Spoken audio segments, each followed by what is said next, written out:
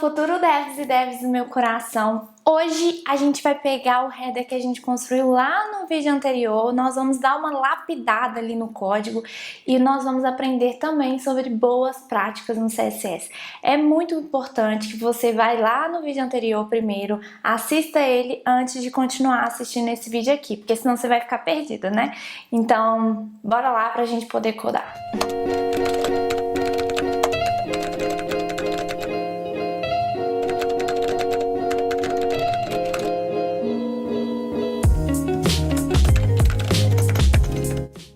De falar são as imagens. Vocês podem perceber que essas imagens elas estão meio distorcidas, né? Meio pixeladas.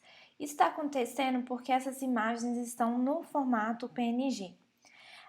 Existe um formato chamado SVG. O SVG ele vai gerar uma imagem assim entre aspas, porque na real ele vai ser gerado um XML, mas eu não vou entrar muito no mérito de explicar mais a fundo sobre o SVG nesse momento, para não confundir a cabeça de vocês. O SVG ele é baseado em vetores e isso faz com que a nossa imagem não distorça e nem fique pixelada. Então aqui, se a gente voltar aqui no nosso Figma, a gente vai pegar essas imagens e exportá-las no formato SVG.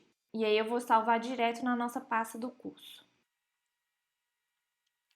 Voltando aqui para o nosso código, a gente já consegue ver, né, as nossas imagens. Então a gente vai apagar todas as imagens que estão no formato PNG e deixar somente as SVG.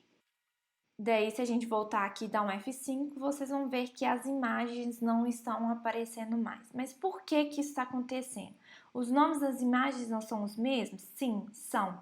Mas pelo fato da gente ter mudado a extensão da imagem, a gente precisa mudar aqui na nossa propriedade source, porque senão ele não vai encontrar. Então, a gente vai trocar todos os PNGs para SVG. E aí, se a gente voltar no código, vai ser visível aqui a mudança de que ficou bem melhor. O segundo ponto de melhoria é os itens do nosso header. Se vocês olharem no layout aqui, vocês vão ver que eles estão iniciando com a letra maiúscula. Tem duas maneiras da gente fazer isso. A primeira seria a gente vir aqui no nosso próprio HTML e mudar, né? Colocar aqui para pegar com letra maiúscula, mas eu quero ensinar uma nova coisa para vocês, que é a propriedade chamada Text Transform. Então, deixa eu voltar aqui no código, deixar tudo com letra minúscula, e aí eu vou fazer aqui diretamente no browser para vocês verem. Então, aqui, se eu vir em cada item dessa lista e adicionar a propriedade Text Transform, essa propriedade ela vai transformar o texto.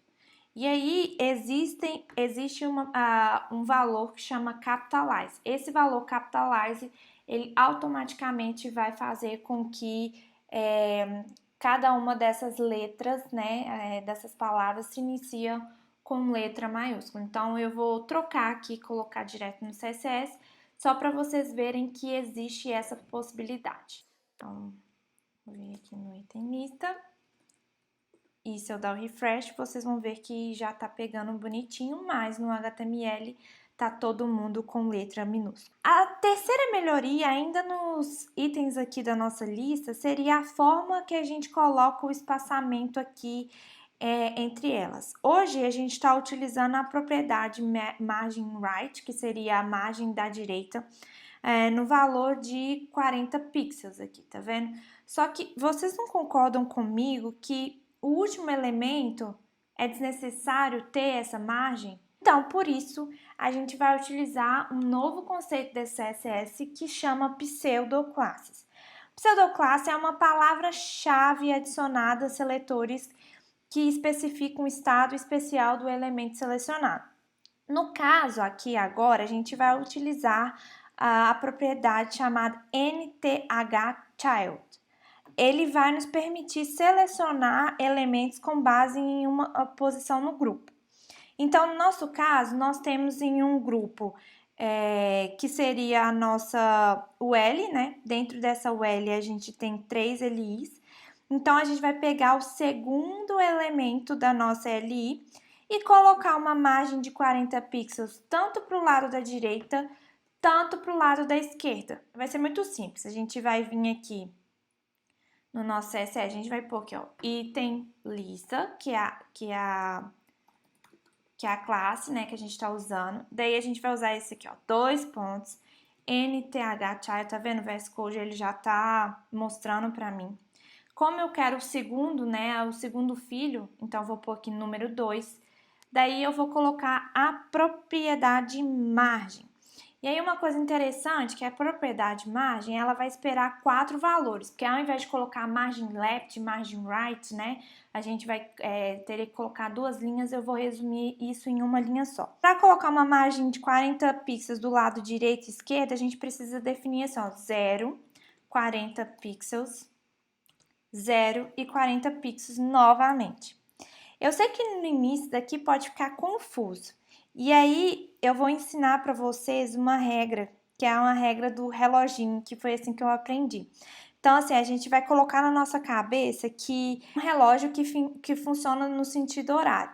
Então, assim, a primeira margem aqui seria a margem top, né? Então, assim, ó, a margem top, ó, um reloginho no sentido horário. Aí o reloginho desceu. A segunda margem vai ser a margem right. A terceira margem vai ser a margem bottom. E a quarta margem vai ser a margem left. Existe uma forma resumida da gente escrever assim quando os valores são iguais. Tá vendo que tá repetindo 0 pro top e pro bottom. E 40 pro right e pro left. A gente pode pôr simplesmente assim 0 e 40 pixels, que ele já vai identificar. Daí agora a gente precisa remover essa margin right do item lista, porque agora ele vai ficar só no item do meio, né? Então se a gente vir aqui, a gente vai ver que somente no segundo elemento da nossa lista que ele tem essa margem, que é justamente essa parte laranjinha, e aqui a gente consegue visualizar também essa margem. A quarta melhoria, ainda relacionada a esses itens aqui da nossa lista, vai ser mudar o estilo da nossa lista quando a gente colocar o mouse assim, sabe? E aí, para isso, a gente vai usar uma outra pseudoclasse que a gente chama de hover. Se eu voltar aqui no Figma, vocês vão ver que eu criei uma variação aqui no último, que é justamente, tá vendo? Essa linha azulzinha aqui. Então, bora lá para o nosso código. Então, a gente vai vir aqui no nosso item lista, a gente vai utilizar essa pseudoclasse hover. Então, aqui, ó, item lista, no hover. Vai colocar uma borda, né? E vamos ver o tamanho dessa borda aqui. É uma borda de 4 pixels, né? De altura. Então, vou utilizar a propriedade border bottom. Daí, eu vou colocar as propriedades. Da mesma forma que tem no merging, a bottom também tem algumas propriedades. Então, assim, essas propriedades elas vão funcionar independente da ordem que você colocar, mas eu gosto de seguir uma regra, que primeiro eu coloco qual que é a altura, né, que seria os pixels que eu tenho ali, que é 4. Depois eu vou definir o tipo dessa borda, né? No caso, ela vai ser sólida. Sólida significa que ela é uma linha mesmo, né? A gente tem outros tipos de borda no CSS, que é aquelas que são, por exemplo, pontilhadas. Mas nesse caso aqui é a solid, então a gente vai pôr aqui solid. E por último, a gente vai colocar a cor dessa borda. E aí essa cor ela é baseada em hexadecimal. Então, ó, essa cor ela é definida em hexadecimal. Quando eu clico aqui eu tenho o valor. Então, copio, volto lá no código e hexadecimal, uma cor hexadecimal, a gente precisa colocar o símbolo de jogo da velha e aí a gente põe o código do nosso hexadecimal. Então, vamos voltar aqui no nosso código e ver como que fica. E ver como que ficou. Então, olha, tá vendo? Mas vocês estão percebendo que funcionou, mas ficou horrível, né? Porque, ó, tá dando um flickzinho aqui. Então, isso tá acontecendo porque a gente definiu essa borda de 4 pixels de altura só no nosso hover. E aí, ele vai gerar essa situação, né? Então, assim, para a gente evitar isso, a gente precisa definir essa borda no estado normal, que seria aqui no item lista, só que a gente vai colocar ela com uma cor transparente. Então, eu vou copiar esse código aqui e vou colar aqui no item lista. E ao invés de colocar essa cor azul de hexadecimal, eu vou literalmente escrever aqui transparente. Aí, se a gente voltar, vocês vão ver que agora tá funcionando normalmente. Só que a gente ainda tá repetindo toda a propriedade border and bottom aqui, tá vendo? E aí, para evitar isso, para vocês entenderem, gente, quando a gente tem um elemento, todos os pseudos elementos, ele vai herdar do pai, né, que seria do estado inicial. Então, como no pai ele já tem um border bottom de 4 pixels, aqui no hover a gente pode pôr só a cor da borda. Então, eu vou copiar aqui a cor e ao invés de eu usar a propriedade border bottom toda, eu vou colocar aqui que a border color vai ser esse hexadecimal.